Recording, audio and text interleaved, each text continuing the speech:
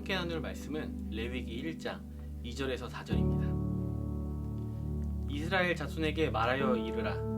너희 중에 누구든지 여호와께 예물을 드리려거든 가축 중에서 소나 양으로 예물을 드릴지니라. 그 예물이 소의 번제이며 흠없는 수컷으로 회막문에서 여호와 앞에 기쁘게 받으시도록 드릴지니라. 그는 번제물의 머리에 안수할지니 그를 위하여 기쁘게 받으심이 되어 그를 위하여 속죄가 될 것이라. 아멘. 4월부터 함께 나눌 말씀은 레위기의 말씀입니다. 레위기는 우리에게 아주 친숙하고 익숙한 본문입니다. 교회에 나오는 사람들은 모두 레위기를 즐겨서 읽습니다. 그렇죠? 사실 레위기는 우리에게 부담스럽고 굉장히 어렵고 읽기 힘든 본문입니다. 새해를 맞이해서 성경 일독을 계획하는 사람들이 창세기부터 읽기 시작하면 처음 만나는 고비가 바로 출애굽기 후반부입니다. 매일 성경을 통해 함께 나누기도 했던 출애굽기의 후반부는 이스라엘과 하나님의 계약을 보여주면서 특히 성막을 짓는 과정을 아주 자세하게 보여줍니다. 성경 일독을 목표로 했던 많은 분들이 여기서 난 여기까지인가 보다 하고 일독을 멈추시거나 검은 것은 글자고 흰 것은 배경이다 이런 느낌으로 계속 후사닥 읽고 넘어갑니다. 출애굽기를 걸쳐 레위기를 만나게 되면은 짐승의 뭐를 어떻게 해서 어떻게 하고 자르고 태우고 뭐 이런 이야기들이 나옵니다. 그러면 역시 구약은 어렵구나 하면서 신약으로 넘어가시거나 스토리가 진행되는 여호수아로 건너뛰게 됩니다. 하지만 이런 것들도 정말 성경을 열심히 읽는 분들이 경험하는 것입니다. 저 역시 신학교에 들어가기 전까지 레위기를 제대로 읽어본 적이 없습니다. 우리를 이렇게 힘들게 하는 레위기는 어떤 책입니까? 출애굽기 후반부에서 민수기 초반까지는 시내산에서 하나님의 말씀을 듣는 사건을 기록하고 있습니다. 유대인들은 모세오경을 굉장히 중요하게 생각합니다. 그 중요한 모세오경에서도 가장 힘을 실어서 가장 중요하게 전달하는 부분이 바로 이 시내산에서 하나님의 말씀을 듣는 장면입니다. 우리가 지루하게 느끼는 이 레위기는 이 모세오경에서 너무나도 중요한 부분이라는 겁니다. 출애굽의 경험은 놀라운 구원의 경험입니다. 하지만 출애굽의 사건만으로는 하나님의 백성이 될 수 없습니다. 출애굽을 경험한 이스라엘을 하나님의 백성 이스라엘로 바꾼 것은 시내산에서 하나님의 말씀을 듣는 사건입니다. 또한 레위기에 대한 이해 없이는 신약에서 말하는 피에 의한 속죄를 이해할 수가 없습니다. 레위기는 우리에게 이렇게 중요한 책입니다. 레위기 1장은 하나님이 모세를 회막을 부르시는 장면으로 시작됩니다.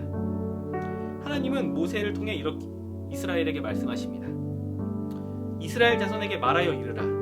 너희 중에 누구든지 여호와께 예물을 드리려거든 가축 중에서 소나 양으로 예물을 드릴지라. 여기서 너희 중에 누구든지라는 말이 나옵니다. 이 말은 모든 사람을 가리키는 말입니다. 또한 예물을 드린다라는 말의 원어적 의미는 가까이 나아가다 라는 말입니다. 즉 레위기 2절은 이런 말입니다. 너희 중에 어떤 사람이든지 너의 출신이 어떻든 어디에 살든 네가 무슨 일을 하든 어떤 처지에 있든지 지금 하나님께 가까이 나아오기를 원한다면 예물을 가지고 하나님께 나아오라. 레위기는 우리를 하나님 앞으로 초대하고 있습니다. 하나님의 말씀이 일으키는 사건으로 우리를 초대하고 있는 것입니다. 이 초대에 응하길 원하는 사람은 예물을 가지고 하나님께 나아가야 합니다. 레위기 1장에 제물을 드리는 방법은 바로 번제입니다. 이 번제는 다 태워서 하나님께 드리는 제사입니다. 이 번제에 사용되는 가축은 사냥을 해서 얻는 짐승을 가리키지 않습니다.